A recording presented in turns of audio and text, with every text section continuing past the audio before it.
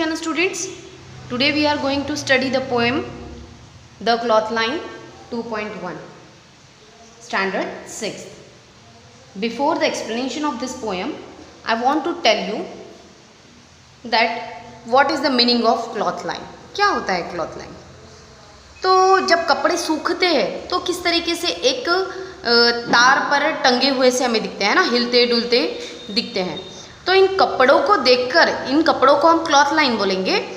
और इन कपड़ों को देखकर ये जो पोइटेस है चार्लोट ड्रूइट कोल, इन्होंने बड़ी कल्पना की है, बड़ी सुंदर सी कल्पना की है। इन्हें देखकर इनके मन में बड़े अच्छे अच्छे विचार आ रहे हैं। तो इस विचारों को हम इस पोएम में पढ़ने वाले हैं। सबसे पहले मैं आपको वर्ड मीनिंग्स बता देना चाहती हूँ। यहाँ मैंने जो अंडरलाइन करके रखा है, इन सब वर्ड्स के मैं आपको मीनिंग बता दूँगी। उसके बाद हम एक्सप्लेनेशन पे चलेंगे। तो हिदर एंड थिदर, इस वर्ड्स का मीनिंग होता है अलग अलग डायरेक्शंस में। टू एंड फ्रो मतलब होता है आगे पीछे। फ्लिप फ्लैप फ्लॉप का मीनिंग होता है, ये एक आवाज़ है, इन कपड़ों की होने वाली आवाज़ को इन्होंने इस तरीके से वर्ड यूज़ किया है, फ्लिप फ्लैप फ्लॉप। फिर है फ्लटरिंग, फ्लटरिंग मतलब फड़फड़ाने जैसा, आगे पीछे हो रहा है, झटक से हो रहा है, कभी एकदम धीरे हो रहा है।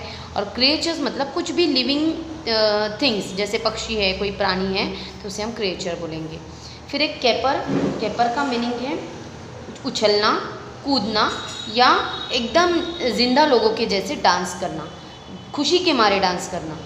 और एक और वर्ड यूज़ किया गया है प्रांस, प्रांस का मतलब होता है चलना या फिर धीरे धीरे हिलना with a high Sprüngli steps, मतलब एक हम दूर दूर जब उछल उछल के चलते हैं तो उसे प्रांस वर्ड यूज़ किया जाता है। फेरी टेल मतलब पुरानी परियों की कहानियाँ। विचेस मतलब उस परियों में की कहानियों में जो बूढ़ी माँ होती है जिसमें एक मैजिकल पावर होती है, तो उसे हम विच कहते हैं। वाइल्डली डांस मतलब बिल्कुल बिना सोचे समझे किसी भी तरीके से एकदम वायलेंटली डांस करना, धूम धड़ाम से डांस करना। फिर शिवर मतलब कांपना। स्किप मतलब उछलना। एक्साइटेडली मतलब बहुत ज़्यादा खुश हो जाना किसी चीज़ को लेकर। स्ट्रगलिंग मतलब किसी चीज़ को पाने के लिए जो मेहनत करते हैं उसे हम स्ट्रगलिंग कहते हैं। फिर यहाँ पैक्स वर्ड यूज़ किया गया है। पैक का मतलब होता है क्लिप्स ऑफ वुड और plastic to attach wet clothes, जो चिमटे लगाए जाते हैं ना कपड़ों को लटकाने के लिए, उसे हम पैक्स कहते हैं। उसके बाद बोला गया है ग्लीम, ग्लीम मतलब चमक। डिच, डिच मतलब कोई पिट या कोई होल, रास्ते के साइड में होने वाला एक आधा गड्ढा। ड्रॉन मतलब समुद्र में डूब जाना। हैंकरचिप मतलब रुमाल। अब हम चलते हैं फर्स्ट स्टांजा पे। फर्स्ट स्टांजा में दिया है, इस कविता में जो कवियत्री है जिनका नाम है चार्लोट ड्रूइट कोल, इन्होंने हमें जो धुले हुए कपड़े हैं जो कतार में लटकते हुए नज़र आते हैं, जो इस तरीके से हम देखते हैं तार पर लटके हुए कपड़े, ये जो वाइट कपड़े हैं ये किस तरीके से हमें नज़र आते हैं, उनकी कल्पनाओं में वो कैसे नज़र आ रहे हैं, उन कल्पनाओं को बहुत सुंदर तरीके से इस कविता में उन्होंने रखा हुआ है। तो अब हम पढ़ते हैं इस पहले स्टांजा को। इसमें क्या कहा गया है, hand in hand they dance in a row, hither and thither and to and fro, flip flap flop and away they go, fluttering creatures as white as snow। क्या कह रहे हैं यहाँ पर कवित्री, क्या कह रही है, ऐसा लग रहा है कि वे सारे कपड़े हाथ में हाथ डाले कतार में खड़े हैं और झूम रहे हैं। वह अलग अलग डायरेक्शन में उड़ रहे हैं और आगे पीछे उड़ रहे हैं। फ्लिप फ्लैप फ्लॉप, क्योंकि वो उड़ रहे हैं तो उनमें से एक आवाज़ भी आ रही है। इनके लिए पोएटिस ने फ्लटरिंग क्रिएचर ऐसा शब्द इस्तेमाल किया है। इसी का मतलब क्या है कि ये एक जीवित प्राणी या पशु जैसे लग रहे हैं, नज़र आ रहे हैं, जो कि एकदम सफ़ेद है। यहाँ मतलब वो जो पक्षी है वो ऐसे सफ़ेद पक्षी है जो कि स्नो के जैसे नज़र आ रहे हैं, ठीक है। और ये किसके लिए कहा है इन्होंने, कपड़ों के लिए कहा गया है। ये कपड़े इस जीवित प्राणी के जैसे, पक्षी के जैसे नज़र आ रहे हैं। अब सेकेंड स्टांजा में बताया गया है, like rescue horses they caper and prance, like fairy tale witches they wildly dance, rounded in front but hollow behind they shiver and skip in the merry March wind. क्या बोला है यहाँ पर, हम वाइल्डली भी बोल सकते हैं। ओके स्टूडेंट, सो ये अब जो कवियत्री है ये उन घोड़ों के बारे में सोच रही है, उन्हें देखकर, वो कपड़ों को देखकर उन घोड़ों के बारे में सोच रही है जो कि बहुत जम के उछल रहे हैं, बहुत खुशी के मारे डांस कर रहे हैं, नाच रहे हैं और गैलपिंग कर रहे हैं। गैलपिंग मतलब क्या होता है?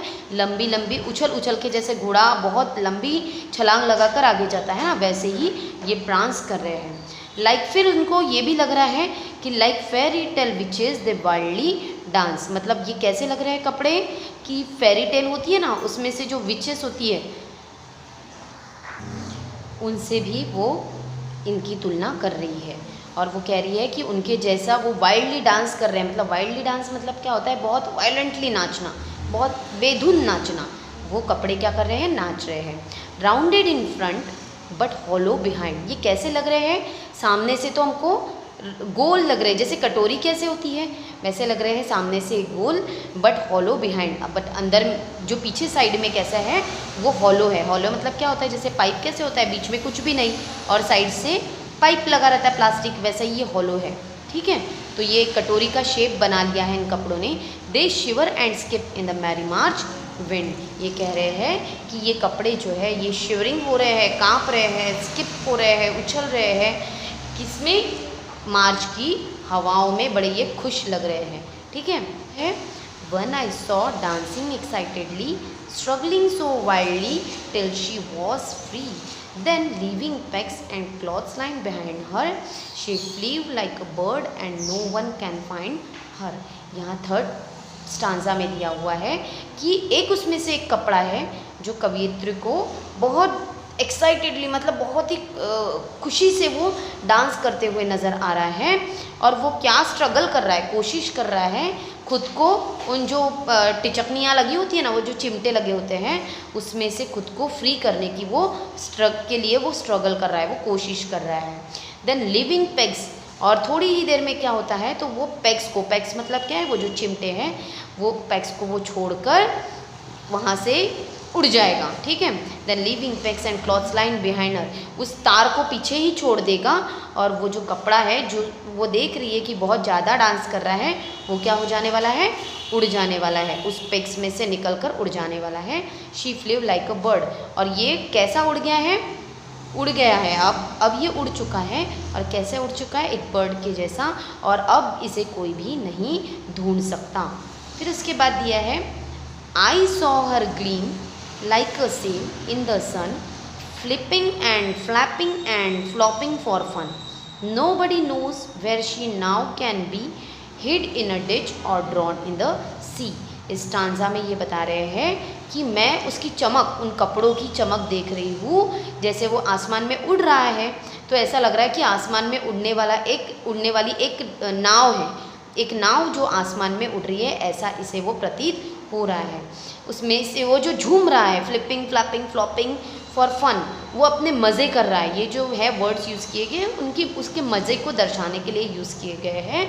वो अपने मज़े करने के लिए फ्लिपिंग फ्लैपिंग कर रहा है, यहाँ वहाँ टहल रहा है।